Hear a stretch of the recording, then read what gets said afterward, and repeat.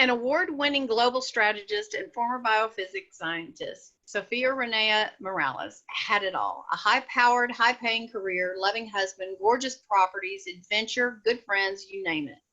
She was living her dream until this fast-paced life of hers screeched to a halt and crumbled beneath her.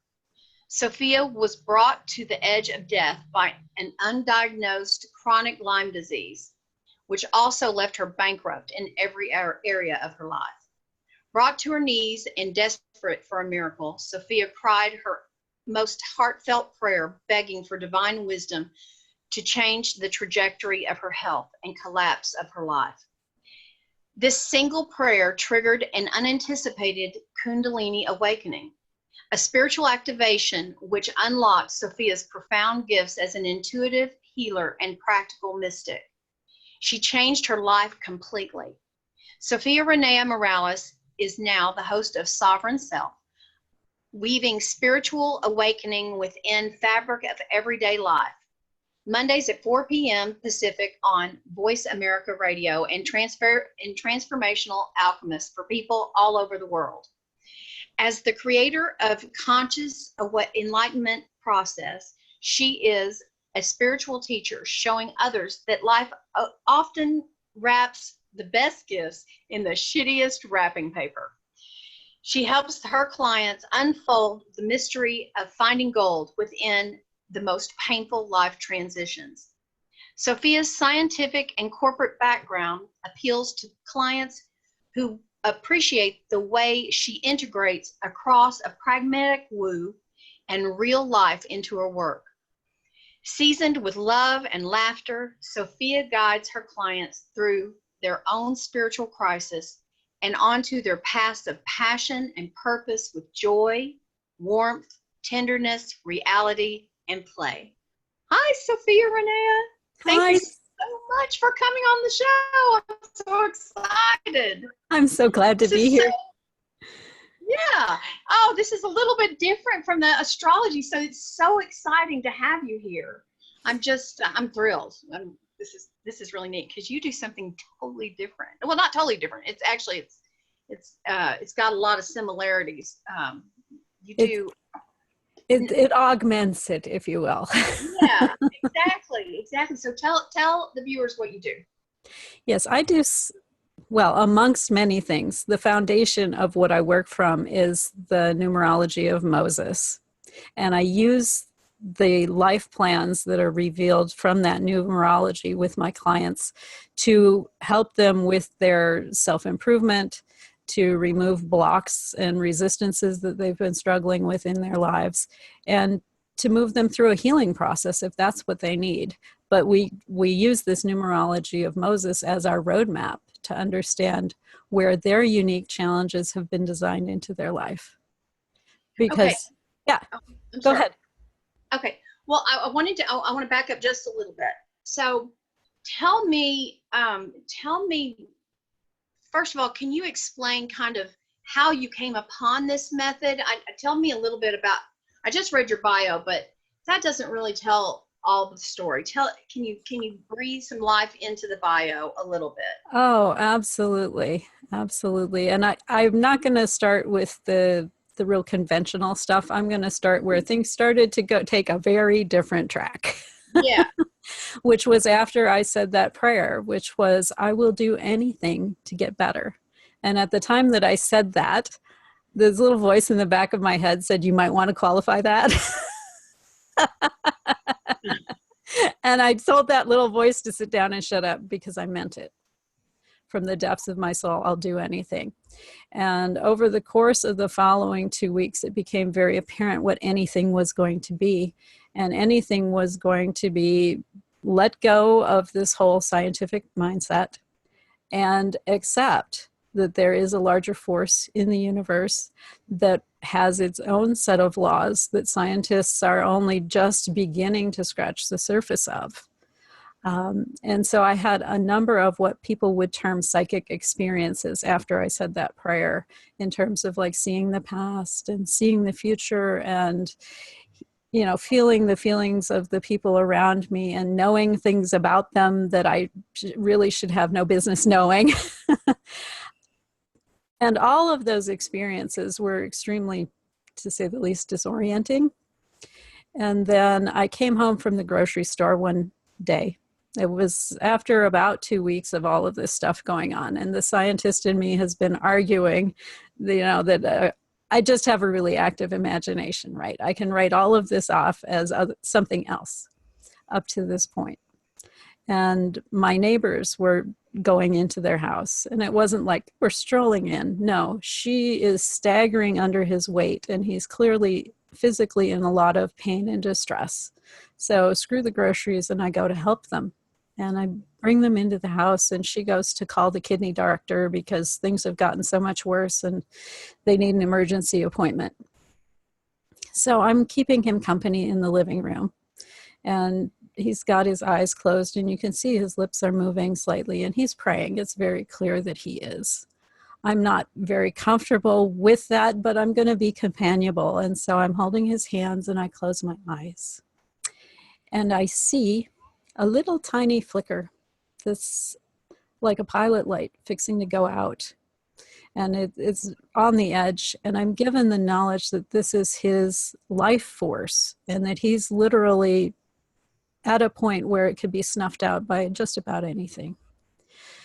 And I'm not acknowledging at this point who I'm talking to, but observing and getting that information, I said, can we do something about it? Just in my mind. Mm-hmm. And all of a sudden, that flame just flares up into this huge bonfire. And he drops my hands and says, "Are you a healer?" And I'm like looking around to see who he's talking to. Because I'm like just totally floored by even the concept that something like that might happen. And I was saved by his wife coming back into the room. She says, "We've got this appointment and we've got to get ready and go." I'm like, "Okay, fantastic," because my ice cream is melting. Bye, I'm out of here. And it took me 2 days to work up the guts to go back next door and see, what really had happened. And so knock, knock, knock, knock, knock. She answers the door. "Oh, come on in. He's feeling so good. We wanted to talk to you." And they tell me that he started to feel better immediately. And by the time they got to the doctor's office, he was feeling like his own self. And they ran all of these tests. This man who has a medical file that's a couple of inches thick, documenting deteriorating kidney function, has now normal kidney function. All of his tests came back normal. Wow. Yeah, and it's at that moment that the scientist has to sit down and shut up. I don't have any explanation for how or why that works, but the fact is the man went from documented kidney failure to normal kidney function. Mm-hmm. The only word I have for that is miracle. Mm-hmm. And so at that point, the scientist had to surrender, and I started actively opening myself to what is it that I need to learn next. And so I was guided through a number of different modalities. And one of the things that I was guided to is the numerology of Moses. Okay, so let me ask you, what has happened with your Lyme disease? Oh, my Lyme disease is gone. I was directed to a naturopath and herbalist who specialized in parasites, and he put me on an herbal program, and it was about 3 months it was resolved, which is a lot better than anything that you can expect out of the conventional side of things for that. So yes, that was amazing. Wow. Wow. Yeah. That's cool. I'm so happy for you. I What know. blessing. Praise God, man. Absolutely. It feels so good to have a normal energy level. I'd been exhausted for so long. I had no idea what it was to be able to get up out of the bed and go through a normal day like everybody and not feel like I need to go back to bed immediately, Yes. So yes, it's wonderful. It's such a blessing. Wow. That's amazing. That's amazing. You had said that you went through a Kundalini awakening, and I shared with you right before we started this interview that I had a similar one, and I didn't know what it was. And somebody said, "Oh, I was actually going to a healer at the same time because I was having bouts of rage, intense bouts of rage, and I had a lot of and I tell this story frequently, so everybody has heard it even throughout this summit. But a lot of people had died in my life through the spans of 5 years, and animals too. And my mother was living with my husband and I, and I feel like she was trying to transition, and I didn't know whether I was having a brain tumor. I didn't know. I had this big knot in my back that was very painful. Things kept happening to my toe.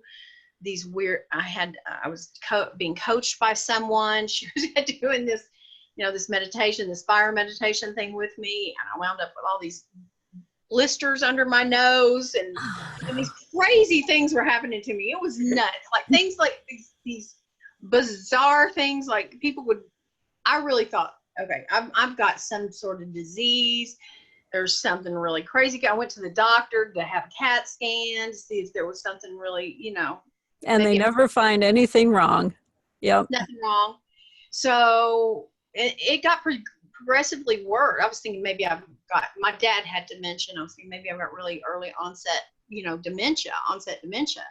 And then I started going to this healer, and I was pretty much in your same position.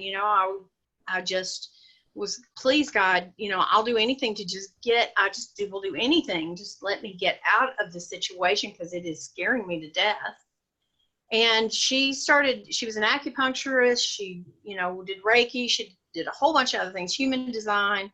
And she's wonderful. Sarah Brock in Fort Worth. I totally believe that she's fabulous. But she afterwards, when this thing happened, and it was a very clear cut boom. It was a boom. I think it had been happening for about 2 years. It was a process, but when it actually became, there was definitely a moment where I felt there was several physical changes, but a physical like energy shift where it became where it wasn't so painful to where it was more pleasant. And then all of a sudden I could start feeling energy, and I could see things. I was never the type of person that could drop into meditation. And I went back to her to tell her. She said, "Oh, you had a Kundalini awakening." And I was like, "A what?" What are you talking about? Isn't that yoga? I hate yoga. Explain yourself. What are you talking about? Bullshit. I didn't seek this out. I wasn't trying to do anything. And she said, "Do you know how many people?" And see, I had no idea. And she said, "Do you know how many people try all their lives to have a Kundalini awakening and can never get there?" I had no idea about this. Yeah, isn't that something? Yeah. Can you speak a little bit about that? Because I still am not real sure what happened. And I think you're probably a little more versed on that. Yeah, I did a lot of research on it after I went through this 2 weeks of like all this stuff happening. One of the things about Kundalini is how painful and disoriented it is, depends on how prepared you are for it to happen. And basically what happens is your seed of life energy desires to connect with the divine. Okay. And it tries to connect with the divine by going up through what's basically your spinal column of your etheric body. Okay. It goes through all of your chakras and it connects up there. And that's why preparation is so important, because we tend to store wounds and traumas and dramas from our life in our different chakras, depending on what happened. Okay. And so if you've had trauma around your heart, for example, it'll get stuck at that point where there's been a lot of hurt. So it'll get stuck in that heart chakra, and it'll cause you physical pain. Okay. Now, are we talking spiritual pain or soul pain as well as physical pain, like it Does can be not any kind of does not matter what level the trauma happened at. Okay. Okay. So it could be a physical trauma. You could have, taken a physical blow to your heart. It could have been a mental trauma where someone told you that you were heartless because of a boundary you were setting. It could have been an emotional trauma where somebody left you because they decided you weren't good enough, or you interpreted that the reason was you weren't good enough. Or it can be a spiritual, soul level pain where you were devastated by a former relationship in a past life. Okay, all of those can cause that blockage in your chakras. And so if you haven't been working through your issues, if you haven't resolved these things, then when Kundalini tries to rise, it hits that block and it'll physically cause you trouble. It'll cause you pain in the back. There will be eruptions in other places in your body where it's trying to come out. Because if you've ever taken like a fire hose and moved it up against a blockage, the water goes all directions. It doesn't just stop and stay in the hose. It spurts out any direction it can spurt out. And since that's not a normal energy channel, it will cause all kinds of interesting problems in your physicality until that block gets resolved. Wow. Yeah. Yeah, it's really glad that you're on this show and that we can, because this is something that I've tried to add a voice to, because this is, to be honest with you, this is the reason why I'm doing this show, because I got back into astrology to find out what the hell was going on with me. I knew that going to see a therapist would not help me, and so I picked up astrology again, because I do believe that planetary influences pushed me into it. And I had some hard transitions going on, and I believe that just perpetuated my growth, my spiritual growth. And I'm really glad that it happened now that it's happened. But at the time, it was like, I want nothing to do with this. This is terrible. Yeah, it was very scary. Yeah. Mm-hmm. Yep. Yeah. Anyway, life wraps the best gifts in the shittiest wrapping paper, I'll tell you. I'm telling you, you're right. You're so right. You're so right. Oh my gosh. Well, let's talk about numerology now. Let's do that. Absolutely. So I Thank you found for sharing. No problem. So I found the numerology of Moses through the work of Nicholas David Nang. And I bought his book and learned everything that I could from the book, and actually started doing readings in it before I ever took his class, which eventually I went and took his class and got certified in all, three or four levels that he does. Technically 3 levels, but then there's one on doing non-English names that I also took. So I can. You're kind of a brainiac, aren't you? Ah, God, I'm a scientist, married to a scientist. We are uber nerds. We don't have children. We have books. Yeah. Yeah. So yeah, go ahead. No. I'm just laughing with you. So I learned all of this numerology, and it came to me really, really naturally. Anyway, so the basis of this numerology is your birth name. Okay, when you sit and you plan out your life and what it is you want to come here to learn and experience, and what skills you want to bring with you, as well as the goals that you're looking to achieve on a physical level, on a spiritual level, and eventually then on an overarching life trajectory sort of level. You figure all that out, and you make also smaller contracts with the people you want to have these experiences with. And there are a lot of those because there is free will, right? And so you might have a contract to learn about intimate partnership and those kinds of love relationships. And you might have that contract with 3 or 4 different people because maybe for whatever reason, the first one will exercise a free will choice to not engage in whatever would have brought you together as a couple, right?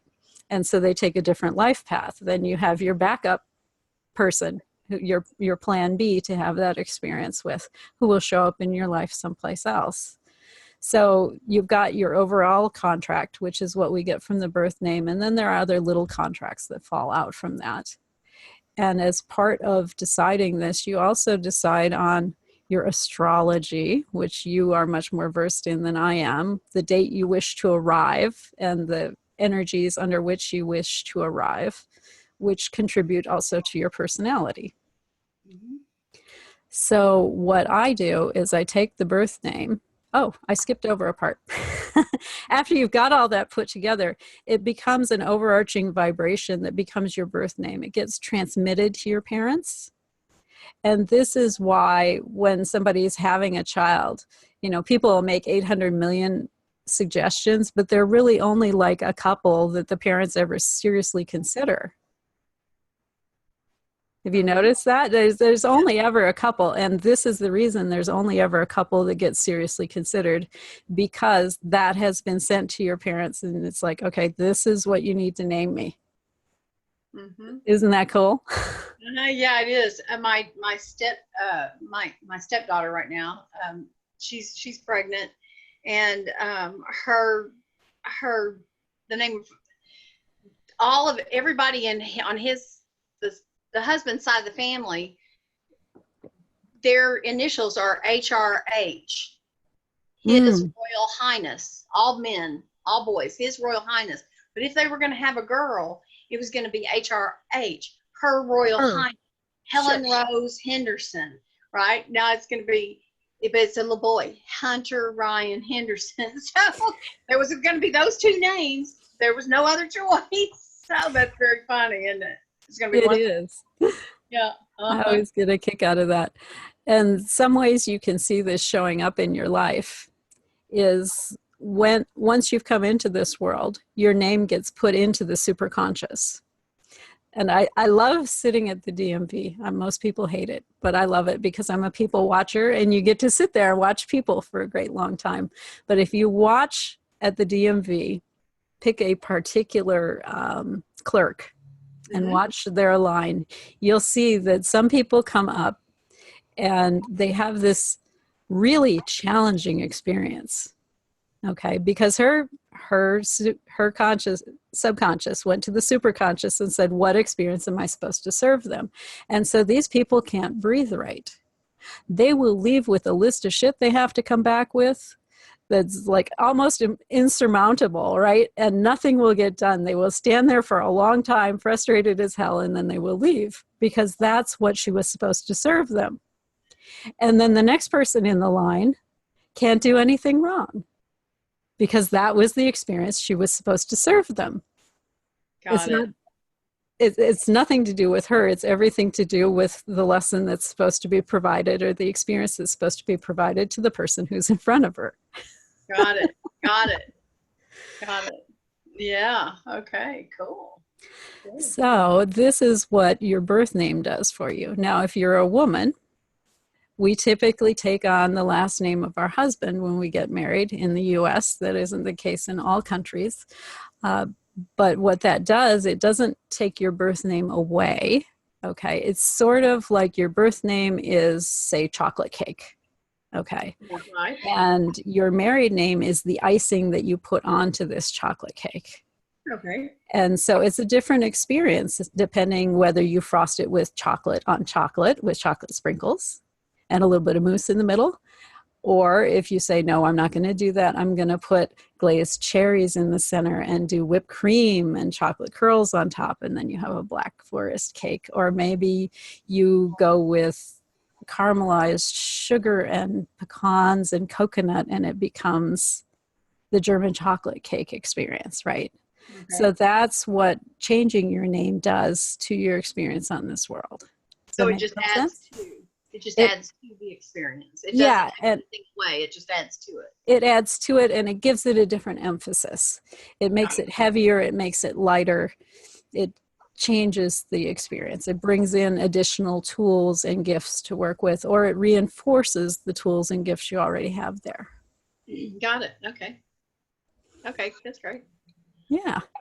So that's a little bit at the high level of what this is about. Do you want to take a little peek into your birth chart? Sure. It's probably going to be awful. Everybody, no, just tell it like it is. Tell it like it is. It is like it is. I'm not going to be able to do a complete reading on it. I will share it on the screen if that's all right with you. Sure, absolutely. Go for it. Okay. Y'all know how old I am. 57. I scrolled that off the side of the screen. That's right. I'm 57. I'm being discreet. Thank you. So how we arrive at this is we take your name in English and we convert it to the corresponding Jewish letters, which each have a numeric value assigned to it. And then those, excuse me, let me scroll up so you can see that. So the S becomes a 15, the A becomes a 1, and so on. Then we take those numbers and we lay them out on the Star of David. And we go around until we run out of numbers. And then they get added up.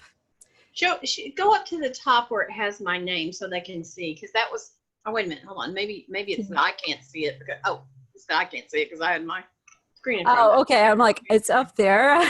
No, I was blocking it. Okay, go ahead. Okay. So then they get totaled up. And if the number is greater than 22, they get added together for the first digit and then reduced for the second digit. So the 28 here becomes a 10 and 1. And a 10 and 1 like that is a range of experience, a range of vibrations. Why is that? Hold on. Why is that a 10 and 1? I'm sorry. Okay. So when we went around and we put each of these numbers out here, 15 here and a 1 here and so on, as we're going through your name, after we run out of numbers, we take everything that's gone in each of these buckets and we add them up. Okay. And so if the total is more than 22, the two digits get added together, which becomes a 10. Okay. Okay. And if got it. Yeah. And if it's a 2-digit number, then the 2 digits get added together again to create the other part of the range. Got it. Yep. So you have a range in your physical challenges, but you have a discrete energy. 7 is not a range. It's a point, basically, in your spiritual challenges. And so that's a very focused energy that you're experiencing on the spiritual side, whereas on the physical side, you have a range of energy you're experiencing. So looking at your chart, you've got kind of halvesies. You've got half of them are ranges and basically half of them are single point energies. So you've got a fair range of diversity in your life experience, but not a full range. Mine is extremely focused. I think I have 2 ranges and the rest are single digits. So there's not a lot of variability in what I came here to do. I'm pretty specific in what I came here to do. Does that make sense on a general level? A little bit, yeah. Yeah. Can you break it down? Like, okay, so physical challenges. If you were going to say physical challenges, does that mean, okay, so physical challenges, like let's go through what the buckets are. Yeah. How's that? Yeah, okay. That's great. So when we come into this life, if you look at the Star of David, there's like a downward pointing triangle that's the physical. And then there's an upward pointing triangle that's the spiritual. Okay. And so when we first come in, the first half of our life is focused on this downward pointing triangle where we're basically creating our lives, right? We come in as children, we grow up and mature, we have certain experiences as we're going through that, we pick what we're going to study, we pick our life partners, we get degrees, we choose careers, right? All of this getting ready to have life. And then at some point around the middle of our lives, 30, 40, 50, depending on how precocious we are, we shift it to a focus more to the spiritual side of things, the why that we're here, what we're looking to accomplish, the legacies we're looking to leave, the impact we want to have on this world, which in common parlance we call the midlife crisis. Mm-hmm. And so a lot of times the life that we've established gets radically modified or even smashed to pieces in that shift in focus. Mm-hmm. Okay. So if we look at the downward facing triangle, we focus on three different areas. One is the challenges or the life lessons that you're here to experience, to overcome, and to grow through. One are the qualities or the skills that you brought with you to help you grow through those things. The drives, the physical drives or the goals, is what motivates you to move forward. These are the things that are inspiring to you. These are the kinds of values that you are enthusiastic about working towards, because there are some values we're much more enthusiastic about than others. Mm-hmm. Okay, so the first half of your life, you kind of focus on that triangle, and then after your shift, you focus on the upward facing triangle, which is the spiritual challenges and lessons, the spiritual gifts or qualities that you've brought in, as well as the things that drive you on that spiritual level. Does it make sense? Yes. Uh-huh. And then the life purpose is kind of the end goal for all of this. This is the overarching thing that we're working towards. Okay. Okay. Now, I won't be able to go through this entire reading with you, or we'll be here like an hour and a half. Sure. But I do want to look at the physical challenges and the spiritual challenges, because those are the things that tend to be the loudest and the most painful and the most easily identifiable in your life. Okay. Okay. You have a physical challenge of 10-1, which is a range of energy. 10 is about the divine masculine, and 1 is about unity and being connected to the everythingness. As a child, did you feel disconnected from that? Because typically we experience the flip side of that. God seems remote or non-existent, as opposed to like really present in our lives. It also tends to manifest itself as daddy issues, having trouble with the male, receiving abuse from the masculine. Yeah, daddy was hard. Mm-hmm. You know, I mean, daddy was I was a daddy's girl, but he was, you know, he was kind of an abused guy anyway, and I loved him very much, but he was non-present sometimes, especially when I was really young, and he was real hard on mom, and he was hard on my sister, and you know, he drank a lot, and you know, that type of thing. I don't think I really had an issue feeling that I was separated from God ever, but Yeah. I feel probably more dad. Not that I was separated from him, but I just, you know, just like, you know, I felt like I was always walking around pins and needles around him, you know. Yeah, exactly. Yeah.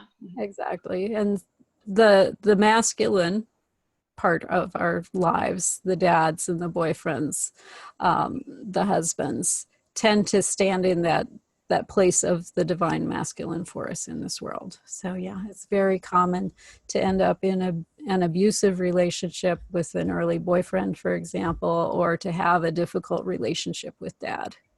Yeah. Yeah. Mm-hmm. Yeah. Early on, relationships with men were difficult for me the first part of my life. Mm-hmm. Yeah. For sure. Yeah. Mm-hmm. And that's very common, and then you figure out more how they work, and then you're able to shift that and to use that as a skill. Okay. Yeah. After you do a lot of work around it. Yeah, I did. Now I got a great husband. So. Yay, I love it. I love it when women can get to that point. It's like I've figured it out. I've broken the pattern, and now I've figured out how to have a good relationship and how to pick a good guy. Yeah, I got a good one now. Good job. Yay. For sure. So on the spiritual side, you have that point energy of 7-7. And the 7-7 energy is about connecting through the heart space. And so typically your early experiences around this is being disconnected, being not part of the clique, not being influential, perhaps you're not heard, or feeling like you have to hide your true self to be accepted. How do those experiences resonate with you?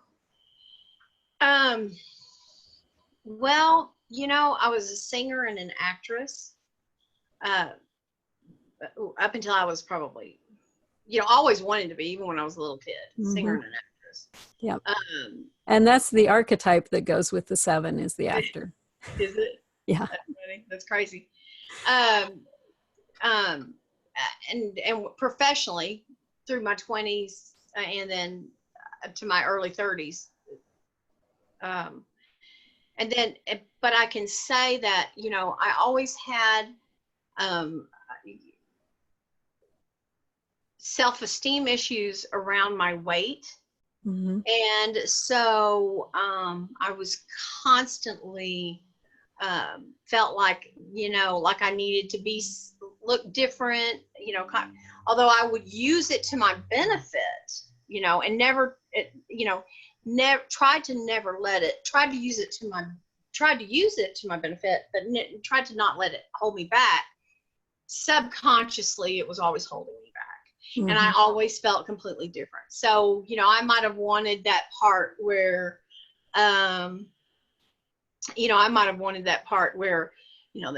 they were the star, and I might have had the voice for it, or I might have had the chops, any kind of chops for it, but I didn't have the body for it, and I didn't have the look for it. And I couldn't, I didn't fit the part because I didn't look like it. So I would get like the old maiden part, I'd get the character actress part, you know what I mean? When I was the old maid aunt, exactly. Yeah, I'd be 16 and playing the part that was, like 55 years old or whatever, 65 or whatever. And, there were plenty of those parts, but still,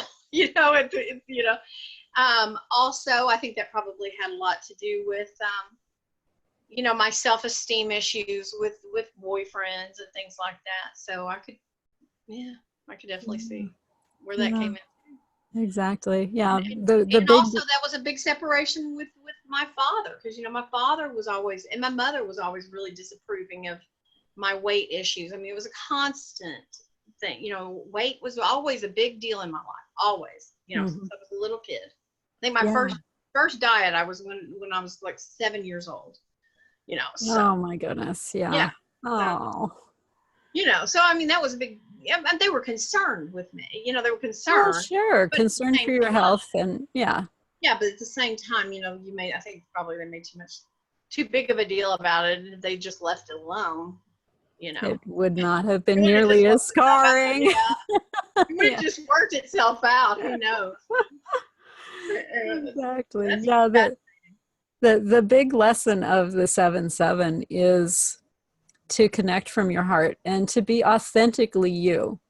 Here I am in all of my glory with all of my quirks and foibles, and I'm fabulous just the way that I am. I accept you that way, and you accept me that way. Mm-hmm. Yeah. And I can tell you that when I was my happiest, and when I did my best, and when I have been my most successful in life, it's when I did embrace myself that way. Absolutely. And that is the secret to success to somebody who's carrying 7/7 energies. Wow. Can you speak a little bit about what the other numbers mean? Just, because I see like 5/5 and 6/6. Just what do those numbers mean? Sure. I'm going to talk about your 5/5s because it occurs twice. Okay. And if you count the number of 5s there, you have 4 5s, which makes this an overarching vibration for you. Okay. So this is a very significant, impactful number in your life because it shows up a lot. So this is something you majorly want to focus on. And the 5 energy is a very intuitive energy. It's not very grounded. It's very up here in the ether. Okay. It's also, how to describe it? It's a pioneering energy. You are willing to go where no man has gone before. Okay. You're willing to step out on the edge and to bring something new in, to take something old and use it in a really different way. This is about what 5 is. Does any of that resonate with you? I never want to do anything that anybody else has ever done before. I always want to do something different, even if I fail. It's crazy. If it's been done before, I don't want to do it. Yeah, that's boring. Why would I want to go down that road? Isn't that crazy? I mean, you know, because people say, no, don't try to reinvent the wheel. It's already been, go follow the people that have been successful. And that's so true. Why don't I do that? But I'm like, no. But the people who follow the ones who have done everything that's been done never create anything new and fabulous. I guess. I don't know. They probably make a lot more money than I do. Well, but that's not your value, right? Your value is not, making a bunch of money. Your value here is about bringing something new and fabulous and useful into the world. So when you say concentrate on fives, do you mean literally use 5 as the numbers and stuff? Or do you mean just concentrate on doing something new? It means to focus on that energy of the pioneer, of the creator, of the trailblazer, the first one out there. Focus on that. That is a strength for you. You have that as a skill set. That's so cool. And you are highly motivated by it. So don't fight it. Thanks. I love that. Don't fight it. That's the thing that I really like. I kind of get off on is like doing stuff that nobody else has done and doing it first. That's so true. Mm-hmm. See, that would be very Aries, and I'm not an Aries. That would be very Aries. I don't have any Aries though. Yes, actually you do, because 5 is an Aries number. Well, there you go. Who knows? Who knows? You had Aries that was unsuspected. I have Mars setting on my ascendant. That might have something to do with it, but I don't know. I don't know. That's kind of crazy. That's crazy. Okay, tell me about the center, what the center block is. Yeah, this is your overall life purpose. And I love this one. I think of this as the archetype that in my mind goes with this is the artist. It is the magician in a lot of ways, because what this squiggle is about is you take an idea that's up here in the ether and you bring it down through this thing that people call writer's block or creative block, and you make it into something in this world. So you take this vision in your mind and you manifest it into this reality. And so you will find that writers and artists and musicians and performers and entrepreneurs tend to have 6s all over their chart. You've got 3 of them here because you've got some of that in your physical drives, and you have it central in your life purpose as a focus. I am going to manifest what's in my mind into this reality. That's very cool. So tell me all these little symbols. I see like the one down under the 7, that looks like chains. You called that actually linked. You called it linked. It is links. And the 7 is about connecting from the heart. Okay. And so people with 7 talents, once they've accessed their authenticity, are connectors of people. They bring people together. You will find that this is the archetype that goes with this is the networker. Okay, and then tell me about some of the other symbols, like under physical drives. I'm pointing to it like you can see it. Yeah. Under physical drives, it looks like the circle, that would be the symbol for sun in astrology. Yes. This is 15 is exploration energy. Okay, so people who have a 15-6 are very driven to explore the range of possibilities that are available to them before they focus on what they're going to bring into this world. So this is kind of the range that you're dealing with. So you explore, and sometimes you explore too long. Yeah.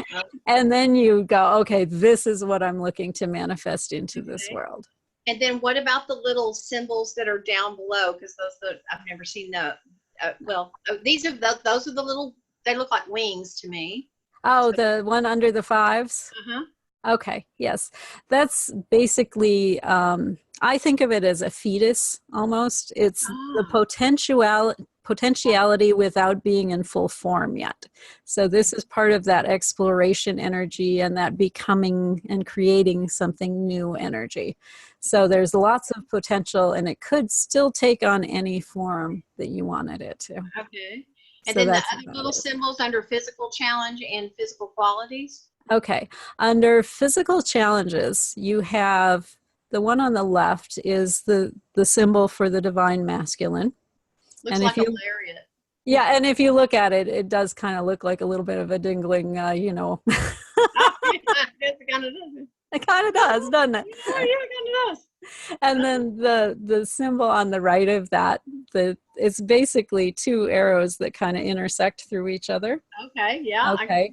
And That, it's about separation becoming one. So this is about unity.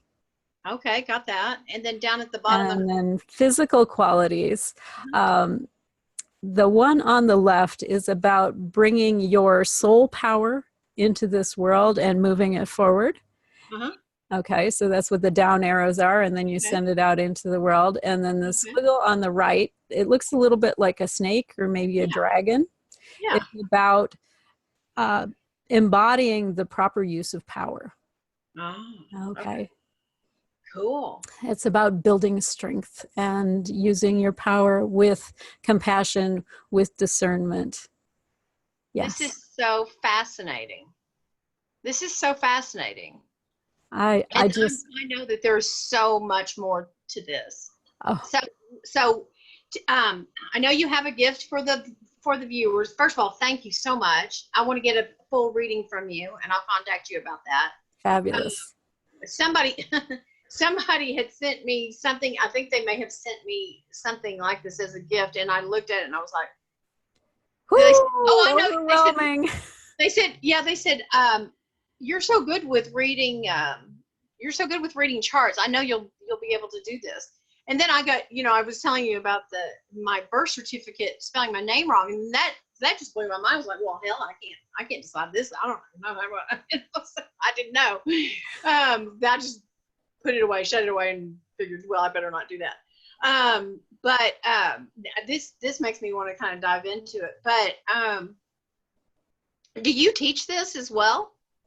I am not certified to teach this. I probably will be at some point, but if someone wants to learn this, they can contact me and I will hook them up with the man who can teach them. Okay, great. And what other modalities do you do? The main modality that I do is a process called divine healing. I put it under the umbrella of conscious enlightenment because I do a number of other things to augment and supplement the divine healing. So it's not the pure divine healing process by itself, but this process allows us to take the information that we got out of this life blueprint that we just looked at and to say, okay, we are going to look for the blocks and the challenges that are keeping you from moving forward. We find them in your body, okay? It's not something that I necessarily identify, but it's something that your soul wants you to work on. And it will manifest in your body a discomfort or a sensation. And then we follow those sensations. And as each one comes up, I'm given the information about what it's about. And we talk about how that's appearing in your life, what you'd rather have in your life in that place. And then we release it and replace it with what you'd rather have in your life. And it's an amazingly profound experience. And the changes that come out of it just blow my mind every time. Somebody will come in and they're like, oh, I've never been able to, establish any boundaries and my self-worth is shit. And I always let my boyfriend do whatever the heck he wants to my body and my bank account and my whatever it is. And we'll go through a process of releasing unworthiness and building up self-worth. And then I'll see this, we'll have one session and I'll see this woman 6 months later. Yes, we've decided we're going to consciously separate. I'm moving back to the East Coast and I'm establishing a practice doing blah, blah, blah, blah, blah. And she's like a totally different person. Wow. Out of one session. Wow, that's great. That's wonderful. So well, I know you're going to give the viewers a gift. Can you tell them what you're going to be giving them? We're going to put a link down below the interview so they can just click on it and go to your site. And absolutely. So it'll be easy for them. What I'm doing is something unprecedented for me. I don't generally give away what I do. Okay, I will give away, you know, supportive tools and this sort of thing. But today I am giving away a chunk of what I do, in that I will do a group reading of life blueprints for anybody who clicks on that registration link down there. Okay, the class right now is scheduled for, I believe it was in March. Let me pull up my information on that. I'm terribly unorganized here. But regardless, if the date works for you, if the date doesn't work for you, I've limited that group to 25, but go ahead and register or sign up for the wait list if that date doesn't work for you, because I will do another one if it fills up or if the date is really bad for people. So just make sure if it doesn't work for you, get on the wait list and we will schedule something that does work for more people. Oh, that's wonderful. That's very generous. That's so cool. Everyone needs to know about this. This doesn't seem like typical numerology that I know. No, this is not the standard numerology. And that's a beautiful thing. I mean, I have a friend who's a more standard numerologist who does that, who will, you know, oh, well, this year is a 5-year for you, and this is what you need to know about that. And that's fabulous. Yeah. But this is a whole different level of who you are and what you're about. Right. And it allows you to really, it's a tool. I don't see it so much as a reading as a tool for another way to approach life. I And agree. it helps you to stop trying to be like what you were told you're supposed to be like, and just be yourself. And it makes your life go so much more smoothly when you're not fighting who you are. Yeah. Yeah, man. If somebody would have told me that I could have just been who I was when I was, 20, and just, hey, stop trying to be like everybody else, don't try to look like everybody else. Don't try to, oh my gosh, I would have been so much further along. I know. And while it's helpful to say be yourself, it's more helpful to say, and this is who you are. Mm-hmm. Mm-hmm. That's so sweet. That's really pure. That's a pure heart. Yeah. Thank you so much. You are so welcome. Wonderful. Thank you so much for the opportunity here today. Oh, this has been a beautiful interview, hasn't it? Oh, it's been fabulous. I've got goosebumps. So much. Oh, me too. Spirits on me. Thank you so much. What a gift. Thank you. You are welcome. Thank you.